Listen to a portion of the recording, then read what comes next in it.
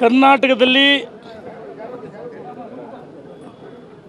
ನನ್ನ ಸಹ ಜಗದೀಶ್ ಶೆಟ್ಟರ್ ಅವರು ನಮ್ಮ ರಾಷ್ಟ್ರೀಯ ನಾಯಕರ ಸಮಕ್ಷಮದಲ್ಲಿ ನಮ್ಮ ನಾಯಕರ ಯಡಿಯೂರಪ್ಪನವರು ಮತ್ತು ರಾಜ್ಯದ ಅಧ್ಯಕ್ಷ ವಿಜೇಂದ್ರ ಸಾರಥ್ಯದಲ್ಲಿ ಅಮಿತ್ ಶಾ JP ನಡ್ಡಾ ಅವರನ್ನು ಭೇಟಿ ಮಾಡಿ ಸೇರ್ಪಡೆಯಾಗಿದ್ದಾರೆ.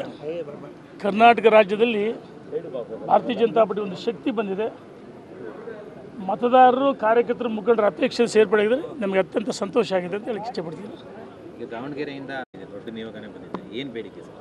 ದಾವಣಗೆರೆಯಿಂದ S.A. ರವೀಂದ್ರನಾಥ್ರವರು, ಕರುಣಾಕರ್ ರೆಡ್ಡಿಯವರು, ಶಿವಸ್ವಾಮಿ ಅವರು ಮತ್ತು ಗುರುಸಿದ್ದನ್ ಗೌಡರು ಮಾಜಿ ಶಾಸಕರು, ಬಸವರಾಜ ಮಾಜಿ ಶಾಸಕರು, ಸ್ಪರ್ಧೆ ಮಾಡಿದ್ದ ನಾವು ಉತ್ತರ ದಕ್ಷಿಣ ಅಜಯ್ ಲೋಕ್ಯರಾಜನ ಒಳಗೊಂಡಿದ್ದು ಎಲ್ಲರೂ ಬಂದಿವಿ.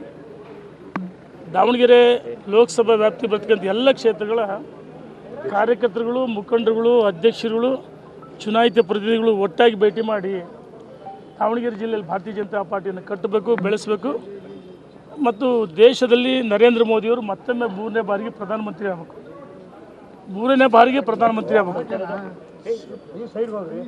ಭಾರತೀಯರ ಅಪೇಕ್ಷೆ ಇದೆ.